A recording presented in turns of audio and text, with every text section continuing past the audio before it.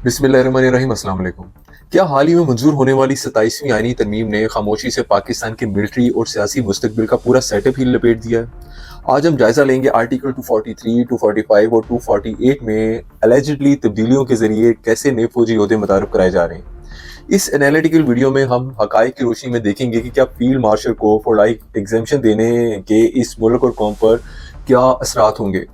27वीं तरमीम जो लाने का बड़ा मकसद बताया जा रहा था कि फेडरल कॉन्स्टिट्यूशनल कोर्ट्स का क़याम ज़रूरी है इस मुल्क के लिए, लेकिन इसमें एक बॉम्ब शेल डाल दिया गया है। आज हम इस कानून की बात करेंगे जो मुल्क के सबसे ताकतवर ओहदे के लिए बनाया जा रहा है, उस ताकतवर ओहदेदार के लिए जो ऑलरेडी बहुत ताकतवर था, लेकिन इसको लाइफ टाइम इम्यूनिटी देकर और मजीद ताकतवर बनाया जा रहा है। मान लें अगर इस ओहदे पर कोई सिर्फ अपने फायदे के लिए सोचने वाला शख्स आ जाए, सेल्फ सेंटर टाइप, तो वो अपने दौर में जो चाहे करे, अवाम के हकूक और मुल्क के मफाद को नजरअंदाज करे और कोई कानून उसे रोक ना सके। तो आप इमेजिन कर सकते हैं कि इस खास ओहदे को दी गई ताकत इस मुल्क के लिए कितनी नुकसानदेह हो सकती है। यानी इस तरमीम के नतीजे में मुल्क का हर कानून इस खास ओहदेदार के इख्तियार के नीचे रहेगा, ताकि वो बिला किसी खौफ या पाबंदी के किसी कानून के नीचे खुद को समझे बगैर सब फैसला जो उसके जहन में आता है उसके मुताबिक वो फैसला कर सके। अब जहन में एक सवाल आता है कि वो ओहदे कौन से हैं जिनके पाँव के नीचे मुल्क के कानून और आइन को दिया गया है। 27वीं तरमीम एक ऐसा आईनी कदम जिसके बाद फील्ड मार्शल या मार्शल ऑफ द एयरफोर्स या एडमिरल ऑफ द फ्लीट ये ओहदे कानून से भी ऊपर दिखाई देने लग जाएंगे। सवाल यह है कि क्या ये तब्दीली रियासत को मजबूत करेगी या रियासत के अंदर जो रियासत है उसको मजीद मजबूत किया जा रहा है। क्या पाकिस्तान जैसे मुल्क में जहां करप्शन, एहतसाब और ताकत का तवाज़ुन पहले ही बिगड़ा हुआ है, इतनी बड़ी आईनी ताकत किसी एक शख्स को देना, क्या ये दुरुस्त फैसला होगा? 27वीं तरमीम के बाद एक नया ओहदा बन रहा है जिसे चीफ ऑफ डिफेंस फोर्सेस कहा जाता है। ये वो ओहदा है जो आर्मी चीफ, एयर चीफ और नेवल चीफ इन सब से ऊपर आएगा। यानी तीनों सर्विसेज की हाई कमांड इसी एक ओहदे के अंडर आ जाएगी। हुकूमत इसे जॉइंट कमांड मजबूत करने का बहाना बताएगी यकीनन, मगर सच है कि ये पावर सेंटर भी बन सकता है, क्योंकि इस एक शख्स के फैसले पूरी कौम की डायरेक्शन तय करेंगे। और एक खतरनाक प्रोबेबिलिटी ये भी है कि अगर कोई प्राइम मिनिस्टर किसी मजबूत ऑफिसर को अपने मकसद के लिए इस्तेमाल करने का इरादा रखता है नेगेटिव मैनर में, फिर बाद में उसे यकीन दहानी करवाए कि उसे फील्ड मार्शल बनाकर लाइफ टाइम इम्यूनिटी दे दी जाएगी, तो फिर वो ऑफिसर कानून की गिरफ्त से बाहर हो जाएगा। आप इस चीज को समझें।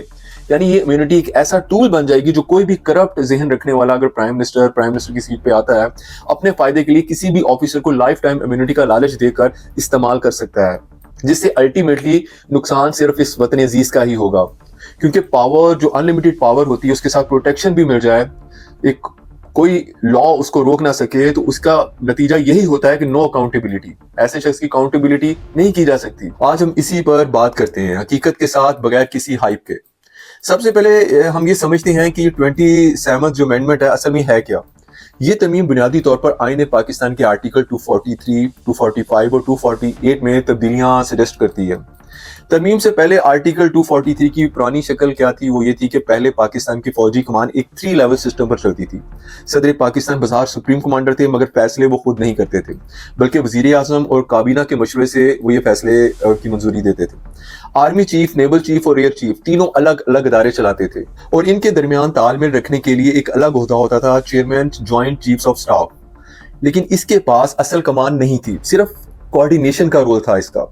एक सादा सी मिसाल यूं ले लें कि यूं समझे कि जैसे एक स्कूल में 3 अलग अलग हेड मास्टर्स हैं, एक साइंस डिपार्टमेंट का, एक मैथ्स का और एक आर्ट्स का। एक कोऑर्डिनेटर होता था जो इन सब को मीटिंग्स में बिठाता था और कोऑर्डिनेटेड रखता था, मगर फैसला करने का अख्तियार उसके पास नहीं होता था। 27वीं तरमीम के बाद अब आइन में एक नया और ताकतवर ओहदा चीफ ऑफ डिफेंस फोर्सेस ये मुतारफ करवाया गया है, बल्कि शामिल कर दिया गया है। ये ओहदा तीनों फोर्सेस, आर्मी, नेवी और एयरफोर्स जो सा है, इन सब की कमान को एक जगह सेंट्रलाइज कर दिया गया है। यानी अब एक ही शख्स तीनों सर्विसेज का सरबराह होगा। और साथ ही ये भी सजेशन है कि chairman joint chief of staff का पुराना ओहदा खत्म कर दिया जाएगा और आईनी सतह पर फील्ड मार्शल जैसे अजाजी टाइटल को फॉर लाइफ एग्जेम्पशन दे दी जाएगी। यानी अब अगर किसी को ये टाइटल फील्ड मार्शल का मिल जाए तो उससे ये वापस लेना तकरीबन नामुमकिन हो जाएगा, और इस ओहदे के साथ जुड़ी हुई प्रिविलेजेस भी सारी जिंदगी वो एंजॉय करेगा। अब जरा देखते हैं कि वो कौन सी प्रिविलेजेस हैं, मराहत हैं जो तरमीम के ड्राफ्ट के मुताबिक फील्ड मार्शल को मिलेंगी। आईनी इम्यूनिटी, कोई अदालत या नैब कार्रवाई बराह रास्त इन पर नहीं कर सकेगी। फाइनेंशियल प्रिविलेजेस, तनख्वाहें, अलाउंसेस सदर पाकिस्तान की इक्वल, सरकारी जहाज, रिहाइश, सिक्योरिटी का पूरा स्क्वाड, सरकारी खर्च पर बैन अल-अक़वामी सफर, यानी इस मुल्क के गरीबों के टैक्स के पैसे से इनको ताहयात सरकारी प्रिविलेजेस मिलेंगे, मुफ्त सरकारी रिहाइश, बेहतरीन हेल्थ फैसिलिटीज, बच्चों के तालीमी खर्चात, बैरून मुल्क दौरों पर सरकारी फंड्स का बेदरीग इस्तेमाल। इन शॉर्ट, जैसे एक 5 स्टार सर्विंग जर्नल जो आला तर्ज जिंदगी गुजारता है उस जिंदगी को अपनी आखिरी सांस तक मेंटेन रख सकेगा। चीफ ऑफ डिफेंस फोर्स को एक सादा मिसाल में यूं समझे जैसे अभी थोड़ी देर पहले वो जो एक स्कूल के 3 हेड मास्टर्स की एक एग्जांपल दी थी, वो जो 3 हेडमास्टर्स है उनकी जगह एक नया प्रिंसिपल आ गया हो जो साइंस, मैथ्स और आर्ट्स तीनों हेडमास्टर्स पर बराह रास्त हुक्म चला सकता है। यानी कि वो तीनों हेडमास्टर्स उस प्रिंसिपल के अंडर होंगे और उस प्रिंसिपल को हुकूमत और कानून की एक ब्लाइंड सपोर्ट भी हासिल होगी। यही वो तब्दीली है जिसमें पाकिस्तान में फौजी ताकत का मरकज एक ही शख्स, एक ही ओहदा पर सिमट कर रह गया है। और यही वजह है कि लोग कह रहे हैं कि अब आर्मी चीफ नहीं, चीफ ऑफ डिफेंस फोर्सेस ही असल ताकत का नया चेहरा बनने जा रहा है। आर्टिकल 245 पहले क्या था? पहले फौज का रोल सिर्फ 2 चीजों तक महदूद होता था, मुल्क को बैरूनी खतरात से डिफेंड करना और अंदरूनी बदअमनी में सिविल हुकूमत की मदद करना अगर वो मदद के लिए इनको बुलाएं। लेकिन जब फौज किसी इलाके में तलब की जाती थी तो वहां अदालतों का अख्तियार आर्जी तौर पर महदूद हो जाता था। यानी अगर कोई शहरी ये कहता था फौज ने ये ज्यादती की या अपनी ये लिमिट क्रॉस की है तो वो हाई कोर्ट जा तो सकता था, मगर इख्तियारात महदूद होते थे। 27वीं तरमीम के बाद तरमीम ने आर्टिकल 245 का जो ड्राफ्ट है वो तो नहीं बदला, लेकिन उसके असरात बहुत बड़े हो गए हैं, क्योंकि अब जब फौज किसी इलाके में ऑपरेट करेगी तो उसके टॉप ऑफिसर्स, खास तौर पे वो जिन्हें 5 स्टार रैंक या लाइफ टाइम इम्यूनिटी हासिल है, उनके खिलाफ कोई भी फौजदारी केस या अदालत में चैलेंज तकरीबन नामुमकिन हो जाएगा। ये चैलेंज तो पहले भी कोई इतना इफेक्टिव नहीं था, लेकिन पहले जैसे तैसे अदालत किसी शहरी की दरख्वास्त को काबिल समाअत करार दे देती थी, जिससे होता तो कुछ नहीं था, क्योंकि कभी भी किसी फौजी ऑपरेशंस के खिलाफ फैसला करने की अदालत को जरूरत तो पहले भी कभी नहीं हुई थी, लेकिन एक छोटा सा प्रेशर जरूर बिल्डअप हो जाता था। मीडिया में छोटी सी हाइप क्रिएट हो जाती थी तो एक मॉरल प्रेशर बन जाता था, लेकिन अब वो भी नहीं बनेगा। आसान मिसाल से आप समझ लें, फर्ज करें किसी शहर में दंगा फसाद हो गया और सिविल हुकूमत ने अमन के लिए फौज को बुला लिया। पहले अगर फौज एक्सेस फोर्स इस्तेमाल करती थी तो अदालत में जाकर केस दायर किया जा सकता था, मगर अब चूंकि टॉप मिलिट्री रैंक्स को कॉन्स्टिट्यूशनल इम्यूनिटी मिल जाएगी तो कोई अदालत उनके जायज या नाजायज एक्शंस पर बराह रास्त हाथ नहीं डाल सकेगी। यानी कानून अब भी तकरीबन वही है, मगर ताकत का तवाज़ुन बदल चुका है। तरमीम से पहले आर्टिकल 248 क्या था? सदर या गवर्नर सिर्फ ओहदे पर रहते हुए गिरफ्तारी या फौजदारी मुकदमे से आर्जी तौर पर एग्जेम्प्टेड थे। जब वो ओहदा छोड़ देते थे तो कानूनी कार्रवाई मुकम्मल हो जाती थी, यानी कि जो कानून के मुताबिक उनके अगेंस्ट कार्रवाई होनी थी वो दोबारा प्रोसीडिंग स्टार्ट कर सकते थे उनका ओहदा छोड़ने के बाद। इसकी सादा मिसाल इस तरीके से ले लें, अगर सदर ने अपनी मुद्दत में कोई गलत फैसला किया हो तो ओहदा छोड़ने के बाद उस पर केस चलाया जा सकता था।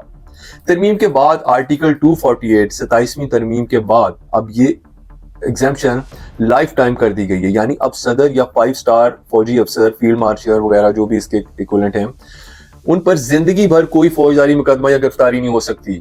यानी अगर कोई सदर अपने दौर में कोई गलत काम करे तो ओहदा छोड़ने के बाद भी उसके खिलाफ कोई केस नहीं किया जा सकता, कोई FIR, कोई गिरफ्तारी किसी किस्म की नहीं, उसको कोई पूछगछ नहीं की जा सकती कि उसने अपने दौरे हुकूमत में जब अपने पावर जब एक्सरसाइज कर रहा था उस दौर में उसने क्या कुछ गलत किया, उसके बारे में उसको कोई काउंटेबल नहीं ठहरा सकता। पहले कानून कहता था ओहदा खत्म, एग्जेम्पशन खत्म। अब नया कानून कहता है ओहदा खत्म भी हो जाए, एग्जेम्पशन हमेशा रहेगी जब तक उसकी जिंदगी बाकी रहेगी। पाकिस्तान एक एटॉमिक पावर है, इस बारे में भी थोड़ी सी बात कर लेते हैं। ये 27वीं आईनी तरमीम में सीधे सीधे ये नहीं लिखा कि पाकिस्तान के एटमी हथियारों पर किसी एक शख्स को मुकम्मल गिरफ्त होगी, लेकिन इस अमेंडमेंट के कुछ हिस्से ऐसे हैं कि जिनसे लगता है कि फौजी क़यादत, खासतौर पर आर्मी चीफ, एटमी स्ट्रक्चर पर ज्यादा कंट्रोल हासिल कर लेंगे।